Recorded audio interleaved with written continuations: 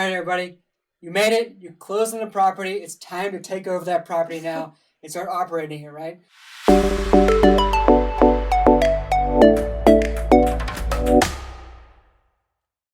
So the first thing you want to do is send over the recorded deed and or the bill of sale over to the property management company. That allows the property management company to transfer all the utilities and other things like that over into your new name. You also want to provide the property management company with an email address or email addresses of everybody you want to receive your KPIs and your occupancy snapshot, as well as anybody you want to include it on the owner portal if your PM has an owner portal. For example, our PM uses AppFolio, which is awesome. Additionally, you want to make sure that you arrange for takeover between the seller and the property management company. Make sure that somebody's there on site, what time, what day they're going to meet there. Hopefully, or most likely, it's going to be the day of closing, and hopefully in the morning, so you're going to take over, right? Once that money is wired across. You also want to make sure that you set up a KPI spreadsheet tracker and send that to the property management company. I recommend Google Sheets for this, just so everybody has ease of access and things like that. If you want to peek behind my KPI spreadsheet and what we track during asset management, please feel free to reach out to us. I'm more than happy to share that with you. Also, you want to set up a weekly reoccurring meeting with the property manager, whether that's the regional and the on-site property manager, just to discuss operations and the execution of the business plan to see how your property is doing.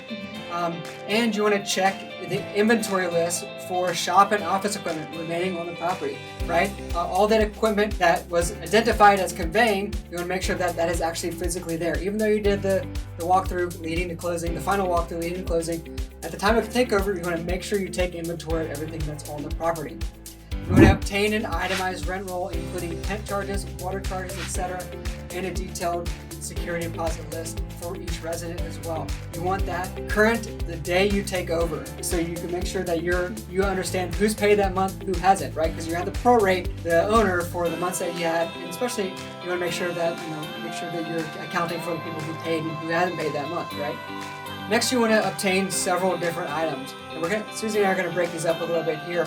But you want to obtain utility account numbers. You want to obtain account numbers for the internet and the phone, the trash, alarm systems, security, the lawn care, anything like that. You also want to obtain any construction blueprints or plumbing layouts that the previous owner has. So that makes things a lot easier when you're doing new projects on the property. You also want to obtain a delinquency report for each of the residents and a credit detail report for any resident with a delinquent or a credit balance. Another list of items that you're going to want to obtain after takeover is that you're going to want the property map. You're going to want any digital photos of the asset. You're going to want digital floor plans, that digital logo.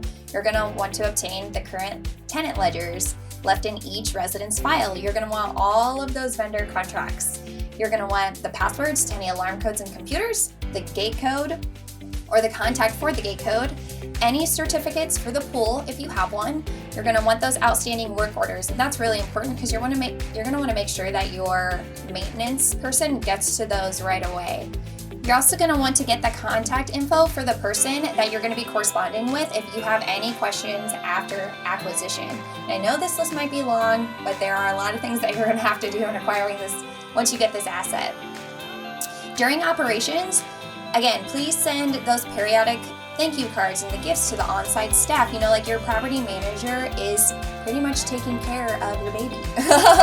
So you want to make sure that they are treated right as well.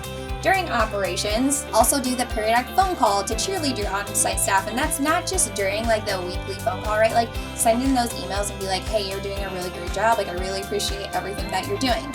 And then also during operations, drop by the property as often as you think is necessary, right? But you want to remember that you chose this property manager because you have confidence in them. So go as you see fit and as needed and what your business plan needs. And that wraps up everything you need to do during property takeover and operations. Congratulations, you made it this far. You're now operating the property. That's awesome. Woo, woo!